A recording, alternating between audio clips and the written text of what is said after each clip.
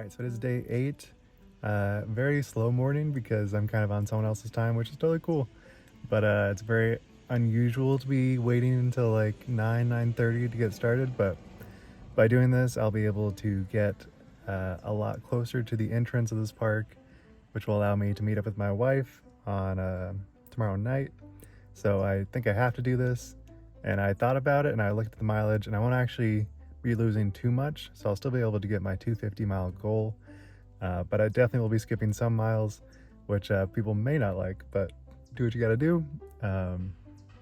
Very different morning. I think it was good to like take it slow. I had some breakfast, had some coffee, and just kind of looked around. It's very weird to have people when you're waking up, because I've been so used to just waking up totally surrounded by nature and nothing else.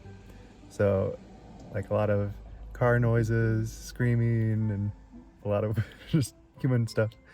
But today I think I'm going to try to get 20, and tomorrow try to get 20. That way I can get to the entrance of this park. And definitely didn't notice how much pain I was in, because my feet were very blistered. So I have band-aids over like every single toe, and hopefully dry socks and band-aids will be the cure to not have more blisters, but we will see. It's also very positive for today because I have very little elevation, I think. So yesterday was just like straight up the entire day, and that was exhausting. And I think that also contributes to more and more blisters. So having a little bit flatter terrain will be nice. And I think I already, even without the cheat, I was already like halfway down the park. So just 40 miles left makes it very, very doable to get done in 2 days. And after that, it is home stretch. I mean, I probably won't get the first day of hiking after the park until like, I want to say Saturday, because I think me and my wife are probably not going to hike too far. So those miles won't really be significant. But getting quality time with wife, getting days off, it'll be really good. And yeah, today I'm just gonna take it easy. I mean, I am gonna go like 20, so it's not like super easy, but let's get into it.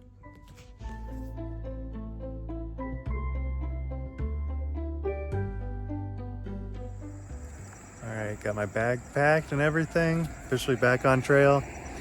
And it looks like it's gonna be continued, the trend of being straight up, but that's okay.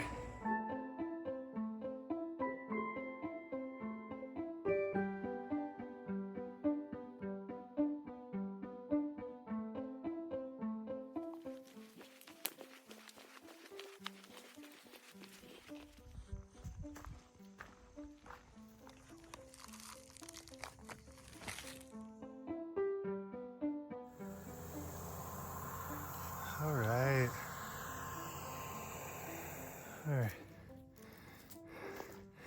On an uphill again.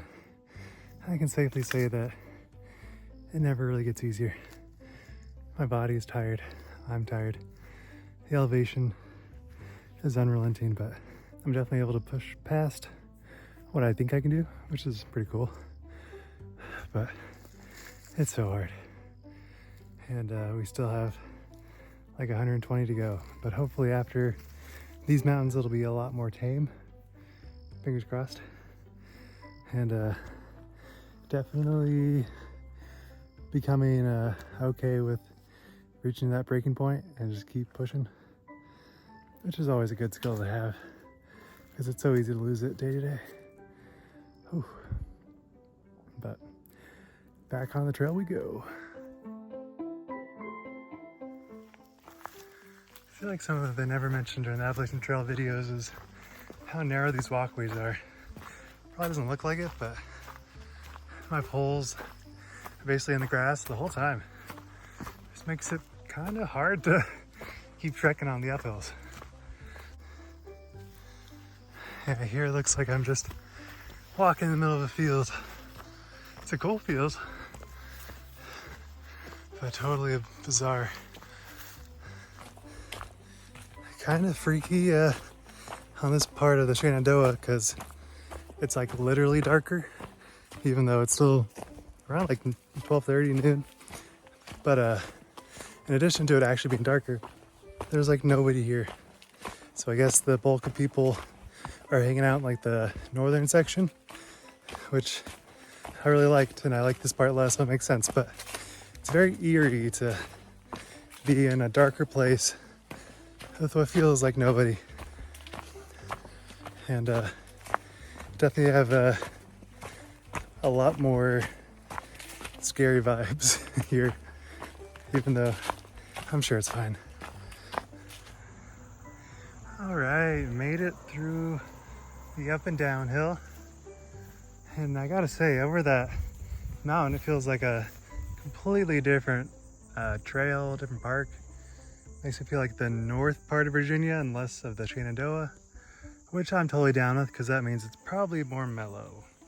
All right, so back there is just some random spigot in the middle of a no-name area that has fuel pumps, but I'm sure it's like used for the park ranger because it's not advertised at all.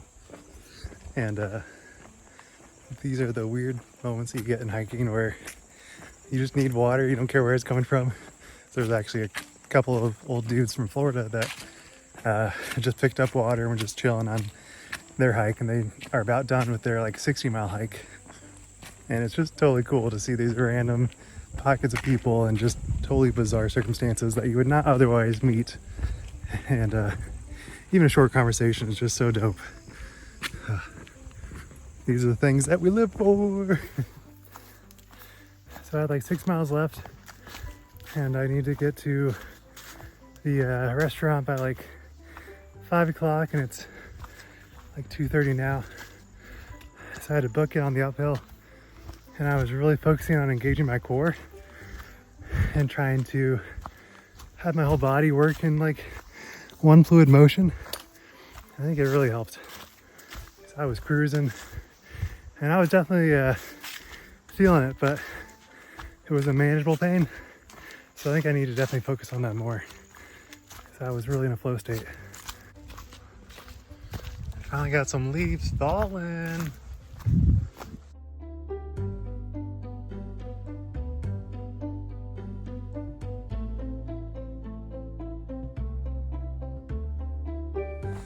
Oh boy.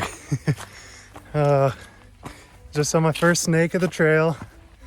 I think it was just a probably 4-foot black snake, but oh, I hate him so much. Probably my least favorite thing about hiking, and ticks. I think I got a tick earlier.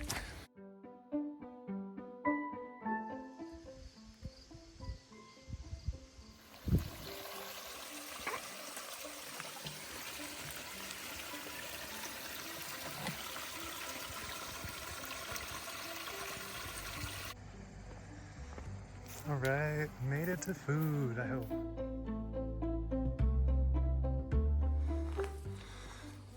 All right, just had an amazing burger and onion rings once again, but this time met some super down-to-earth thru hiker.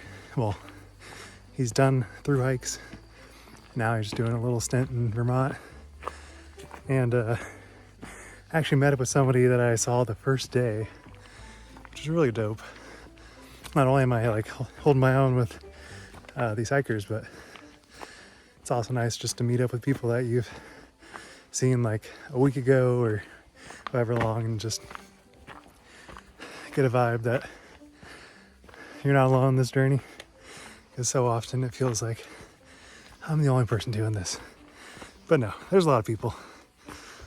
And it can really boost your spirits when days like today where I was really hurting. And I think I'll probably be hurting tomorrow, but I persevered, made it to this place with amazing food.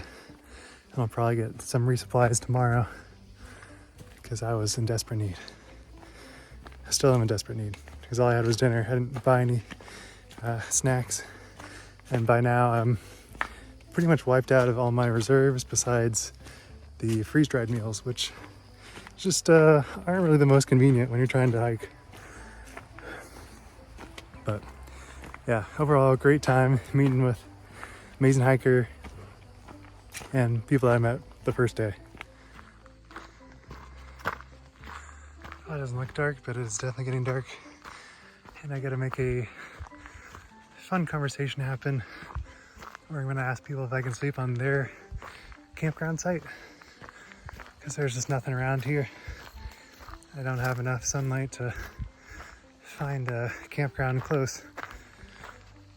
So you do what you have to do.